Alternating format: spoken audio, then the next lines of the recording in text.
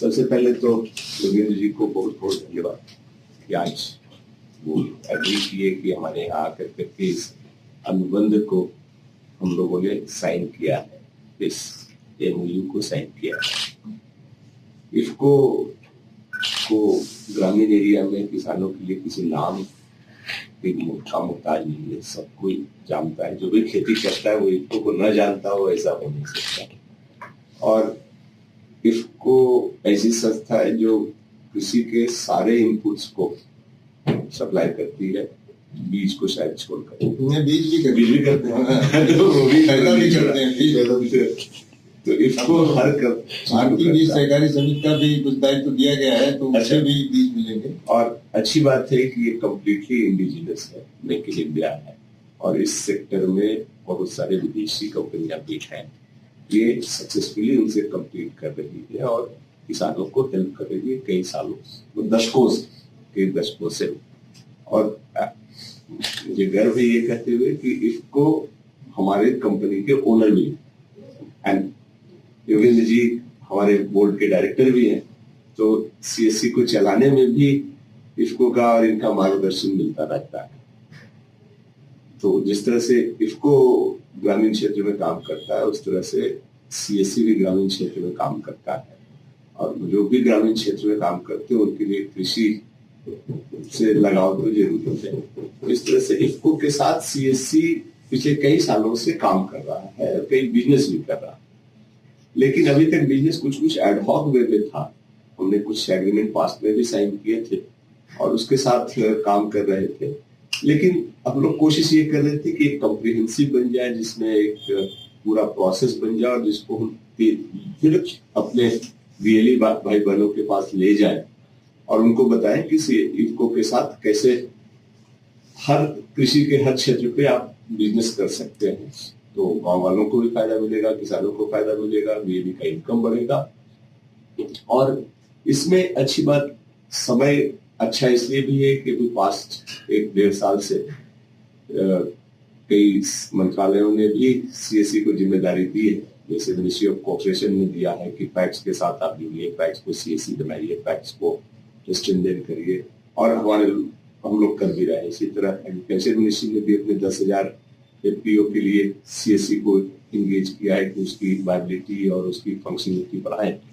तो जब हम उनसे जुड़े हुए हैं तो हमने सोचा कि इफको से साथ के इन प्रोडक्ट्स को, इन सिस्टम को हम उन लोगों से ले जाए जो कृषि से डायरेक्टली जुड़े। तो इस बारे में चर्चा चल रही थी और एक कॉम्प्रिहेंसिव एमओयू की बात थी जिसमें रुस्तगी जी ने बड़ा क्रिटिकल रोल निभाया। इन्होंने परसू करा करके बिजनेस के टर्म्स कंडीशंस को बड़ा क्लीन वे में कराया है, और इसके लिए हम योगेंद्र जी का बहुत बहुत आभार प्रकट करते हैं, जिन्होंने अपनी सहृदयता से जेनरसली बीएलई के इनकम के लिए कमीशन का प्रोविजन किया है। तो अब इफको के माध्यम से हम और सीएससी के लोग सब्सिडाइज, नॉन सब्सिडाइज दोनों ही प्रोडक्ट का ऑर्डर प्लेस कर सकते हैं, परचेज कर सकते हैं और इसको सेल कर सकते हैं। तो हमारी आशा ये है, हमारा विश्वास ये है कि इसके बाद हमारी टीम बीएलई के पास पहुंचेगी, इसको कि फील्ड टीम के साथ लेकर के, जैसा कि उन्होंने बताया कि उनका नेटवर्क काफी फैला हुआ ही है। तो दोनों टीम मिल करके ग्रामीणों को, किसानों को इसके बारे में बताया। एंड हम दोनों को ये विश्वास है कि इससे ग्रामीण क्षेत्रों में एक अवेयरनेस काफी तेजी से आएगा। दूसरा है कि इफको के जो प्रोडक्ट है तो इन प्रोडक्ट्स को किसानों को यूज करने को सिखाया भी जाएगा और अवेलेबिलिटी भी बढ़ाई जाएगी। तो हमने भी योगेंद्र जी नई टीम को भी अलाइन किया है। तो हमारी एग्रीकल्चर की टीम अब पब्लिसिटी करेगी, डिमांड जनरेशन करेगी, फुलफिलमेंट का काम जो ग्रामीण स्टोर वाली टीम है जो इस फील्ड में एक्सपर्ट है वो करेगी। तो अभी हमने वो अलाइन किया है। तो आशा करते हैं कि आज से ये हमारे पुराने रिश्ते की एक नई शुरुआत है और ये कॉम्प्रिहेंसिव एग्रीकल्चर का इनपुट पैकेज जो एमओयू में भी लिखा हुआ, जो इफको के सूट में अवेलेबल है, इसको हम गांव में हर किसान तक पहुंचाने की कोशिश करेंगे। तो एक बार फिर योगेंद्र जी और उनकी टीम को बहुत बहुत धन्यवाद कि वो यहाँ आए और we are expecting for a very good and bright future. आज बड़ा ही हमें सुखद अवसर है।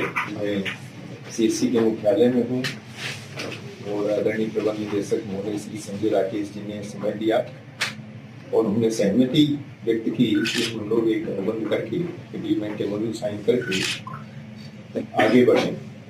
तो ये मैं इसको ब्रॉडर पर्सपेक्टिव में देखता हूँ। ये देश के लिए और किसानों के लिए एक सुखद अवसर भी है।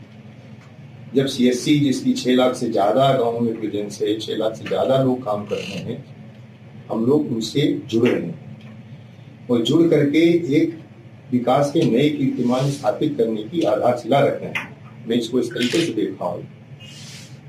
देखिए, आज कृषि सभी की प्राथमिकता है और कृषि की जो सर्वोच्च प्राथमिकता है कि हमारे जो पर्यावरण में विषाक्तता हो रही है, रासायनिक खादों को ज्यादा डाल करके लगातार ज्यादा प्रयोग करके धीरे धीरे और ज्यादा उर्वरक प्रयोग करने पर भी उत्पादन घट रहा है। छोटा सा आंकड़ा आपको बताऊं, 1970 का आंकड़ा ले लीजिए। जब 1 किलो पोषक तत्व प्रयोग किया जाता था तो 18 किलो अन्न उत्पादन होता था। आज वो घट करके 3 किलो 4 किलो में रह गया। उस समय हमारी मृदा में जो ऑर्गेनिक कार्बन था, या मतलब धरती माता का जो प्राण शक्ति थी, ऑर्गेनिक कार्बन वो 1% था, घट करके 0.3 या कुछ जगहों पे तो 0.1 हो गया। आप कल्पना करिए कि अगर हमारी धरती माता की जीवनी शक्ति इसी तरीके से घटती रही तो आगे भविष्य क्या होगा। सभी लोग चिंतित हैं, पूरा विश्व चिंतित है पर्यावरण की समस्या से कि ग्रीन हाउस गैसेस का एमिशन बढ़ रहा है, एनर्जी कंजम्पशन बढ़ रहा है, एनर्जी को बनाने में बहुत सारी हमारी उत्सर्जन होते हैं जिनको सबको हमको झेलना पड़ता है। कोई ऐसा उपाय होना चाहिए जिससे ये उत्सर्जन कम हो। कृषि का भी एक महत्वपूर्ण स्थान है इसमें, ग्रीन हाउस गैस इमिशन में।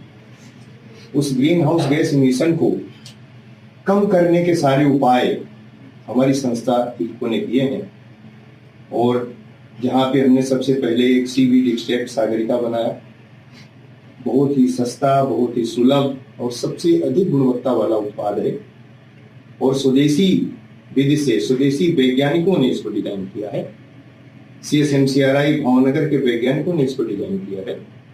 उसी आधार पे बड़े पैमाने पे सीवीड की हम लोग कल्टीवेशन करके सीवीड एक्सट्रैक्ट को बना रहे हैं अपने देश में और 28% टोटल सॉल्युबल सॉलिड के साथ ये उत्पाद शीर्ष पे है। विदेशी कंपनियों के जितने उत्पाद किसान भाई खरीदते हैं, कम से कम उनको 800, 1000 या 1200 रुपए खर्च करने पड़ते हैं, लेकिन वो गुणवत्ता नहीं मिलती। उसी श्रेष्ठ गुणवत्ता का हमने ग्रेन्यूल भी बना दिया, सागरिका ग्रेन्यूल। सभी तरीके के जैव उर्वरक आपके पास है, सभी तरीके के बायोपेस्टिसाइड है, जो भी जैविक कृषि रसायन है, चाहे वो रोगनाशक हो चाहे कीटनाशक हो, वो सब आपके पास आने वाले हैं। सभी प्रकार के दूसरे जो वाटर सॉल्युबल फर्टिलाइजर जिनको बहुतायत में किसान भाई प्रयोग करते हैं, वो सब आपके पास आने वाले हैं। और अभी इस सदी का जो नवीनतम उत्पाद हुआ वो हुआ नैनो उर्वरक। इसको हम लोगों ने परिश्रम करके किया है। माननीय प्रधानमंत्री जी की प्रेरणा थी कि धरती से यूरिया के रासायनिक खादों के प्रयोग को कम करना है, तो हमारे प्रबंधन ने इस ओर ध्यान दिया और हमने 2019 में इसको बनाया। 2021 में हमको भारत सरकार ने अनुमति दी, हम इसका व्यापारिक उत्पादन करके इसको वितरण कर सकते हैं। नैनो यूरिया पहले हम 4% के लाए।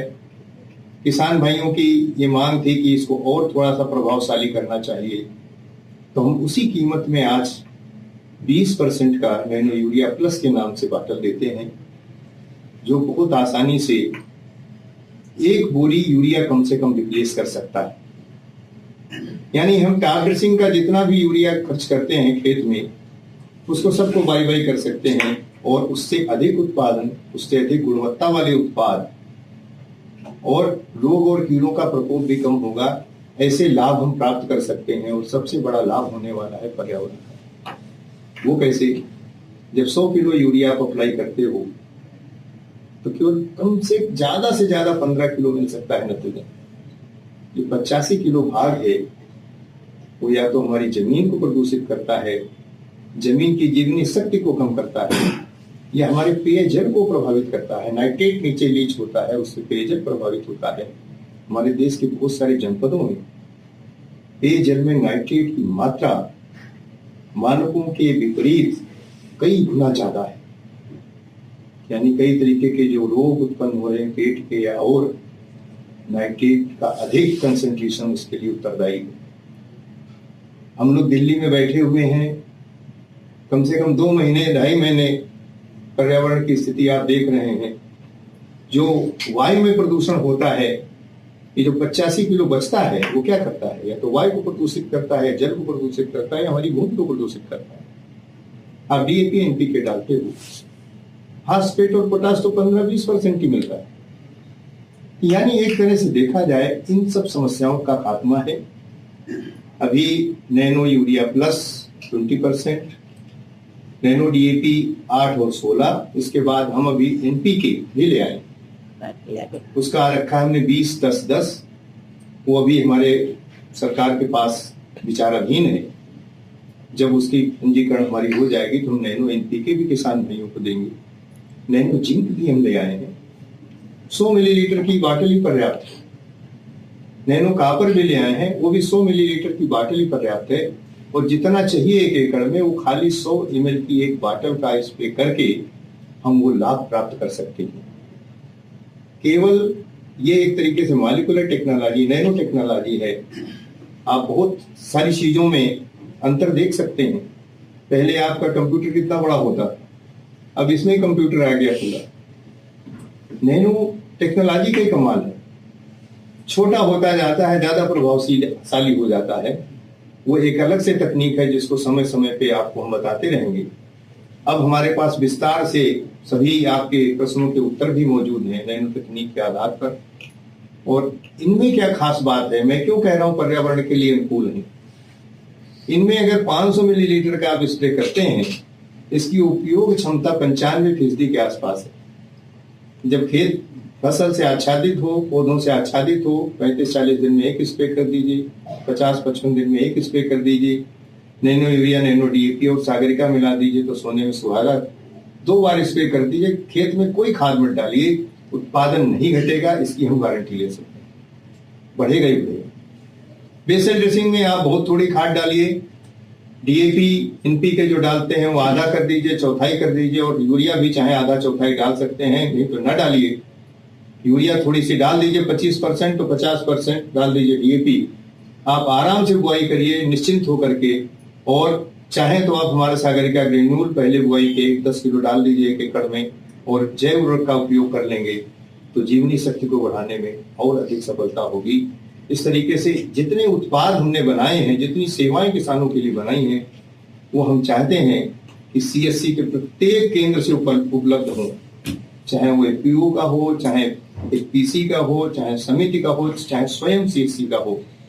तो मैं इसी निवेदन के साथ मैंने आपसे आग्रह किया था, आपने सहर्ष सहमति दे दी।